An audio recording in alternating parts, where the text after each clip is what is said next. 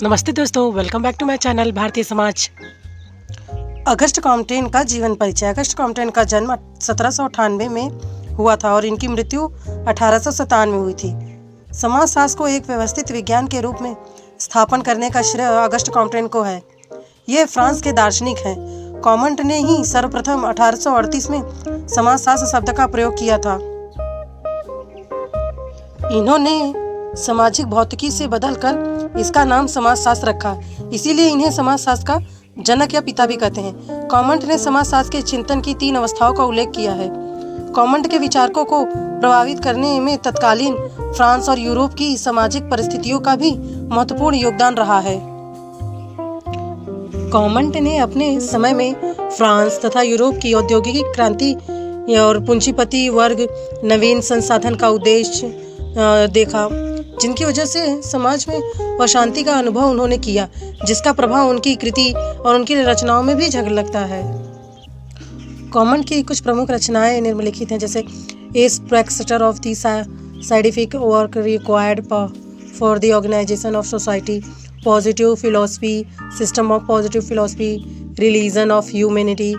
समाजशास्त्र के क्षेत्र में कॉमट का बौद्धिक योगदान भी निम्नलिखित है, जैसे चिंतन की 3 अवस्थाओं का नियम, सामाजिक विज्ञानों का वर्गीकरण और उनका अनुक्रम, समाजशास्त्र एवं नवीन विज्ञान, सामाजिक पुनर्गठन। चिंतन की 3 अवस्थाओं का नियम सामाजिक विचारधारा एवं नए सामाजिक विज्ञान की रचना के क्षेत्र में कॉमट द्वारा प्रतिपादित चिंतन की 3 अवस्थाओं का नियम उनकी एक महत्वपूर्ण देन है। जैसे पहला है धार्मिक या काल्पनिक अवस्था। इस अवस्था में समाज की सभी घटनाओं की व्याख्या धार्मिक आधार पर की जाती है। दूसरा है तत्व दार्शनिक या अमृत अवस्था। यह अवस्था धार्मिक और वैज्ञानिक अवस्था के बीच की है। और तीसरा अवस्था है प्रत्यक्षवादी या वैज्ञानिक अवस्था।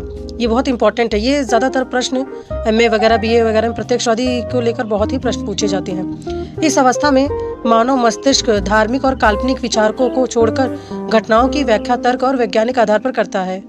इस अवस्था में मनुष्य का मस्तिष्क तर्क और निरीक्षण एवं वर्गीकरण के आधार पर घटनाओं एवं तथ्यों को जानने का प्रयास करता है, क्योंकि घटनाओं को समझने का यही वास्तविक निर्भय योग्य साधन है। कॉमट के चिंतन की तीनों अवस्थाओं का संबंध सामाजिक संगठन से जोड़ा और कहा कि चिंतन के प्रत्येक स्तर में सामाजिक संगठन का भी एक विशेष स्तर पाया जाता है। जैसे धार्मिक या काल्पनिक अवस्था में सामाजिक संगठन को भी ईश्वरीय इच्छा का प्रतिरूप माना जाता है। समाज की उत्पत्ति और अस्तित्व के लिए ईश्वर की इच्छा को ही आधार माना जाता है। तात्विक स्तर पर राजनीतिक सत्ता अमूर्त अधिकारों के सिद्धांतों पर आधारित होती है।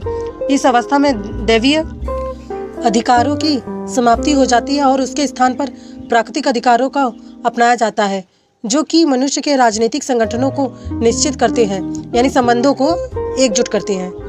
विज्ञानों का वर्गीकरण। कॉमट ने ज्ञान और विज्ञान का एक व्यवस्थित वर्गीकरण भी प्रस्तुत किया है। विज्ञानों के वर्गीकरण के पीछे उनका उद्देश्य समाजशास्त्र को एक नवीन विज्ञान के रूप में सुदृढ़ आधार प्रदान करना था, ताकि यह एक विशिष्ट विज्ञान के रूप में विकसित हो सके और अन्य सामाजिक विज्ञान में अपना एक महत्वपूर्ण स्थान पा सके। कॉमट ने समस्त विज्ञान को एक संस्थानात्मक क्रम में निम्न प्रकार से रखा, जैसे पहला गणित, दूसरे में खगोल, तीसरे में भौतिकी शास्त्र, चौथा रसायन शास्त्र और 5वें में प्राणी शास्त्र और 6ठे स्थान पर समाजशास्त्र को रखा। कॉमट के अनुसार गणित प्राचीनतम, प्रथम, आधारभूत और दोष रहित विज्ञान है। इसे वे पूर्ण विज्ञान मानते हैं। समाजशास्त्र एक नवीन विज्ञान के रूप में। अगस्ट कॉम्टेन ने समूह जीवन का अध्ययन करने वाले विज्ञान को प्रारंभ में भौतिकी और बाद में समाजशास्त्र उन्होंने ही नाम दिया था। कॉमट ने समाज का विवेचन करते समय इसके स्वरूप, अध्ययन विधि, उद्देश्य तथा अध्ययन क्षेत्र का सुस्पष्ट विवेचन किया। विज्ञानों के वर्गीकरण में समाजशास्त्र को वे एक नवीनतम विज्ञान मानते हैं, जो गणित एवं अन्य सभी विज्ञानों पर आश्रित है। इसीलिए उन्होंने समाजशास्त्र को सामाजिक व्यवस्था एवं प्रगति का विज्ञान के रूप में परिभाषित किया है। ये तो सामाजिक तथ्यों का वैज्ञानिक विधि से अध्ययन करने वाला विज्ञान है, ये भी कहा है। कॉमट ने समाजशास्त्र के 3 प्रमुख उद्देश्य बताए, यानी समाजशास्त्र के उद्देश्य को उन्होंने तीन तरह से बताया, जैसे समाज का वैज्ञानिक विश्लेषण करना, विज्ञानों के विज्ञान के रूप में विभिन्न विज्ञानों के कार्यों का समायोजन करना तथा सामाजिक पुनर्गठन में योगदान देना। सामाजिक पुनर्गठन। अगस्ट कॉम्टेन ने सामाजिक पुनर्गठन की भी एक व्यवस्थित एवं वैज्ञानिक योजना प्रस्तुत की है। कॉमट का मत है कि सामाजिक समस्याओं का निवारण एवं समाज का पुनर्गठन 3 आधारों पर किया जा सकता है। पहला पारिवारिक आधार पर, दूसरा नैतिकता के आधार पर तथा तीसरा धार्मिक आधार पर। चूंकि परिवार समाज की मूलभूत इकाई है और आधारशिला है, अतः यदि परिवार व्यवस्थित और सुसंगठित है तो समाज भी व्यवस्थित एवं संगठित होगा। इसीलिए सामाजिक पुनर्गठन के लिए सर्वप्रथम परिवार का पुनर्गठन किया जाना चाहिए। कॉमंट का मत है कि समाज में पुनर्गठन के लिए नैतिकता एवं धर्म का भी सहारा लिया जाना चाहिए। कॉमंट ने मानवतावादी धर्म का प्रतिपादन किया, जो मानव के बौद्धिक विकास की वैज्ञानिक अवस्था की मान्यताओं पर आधारित है।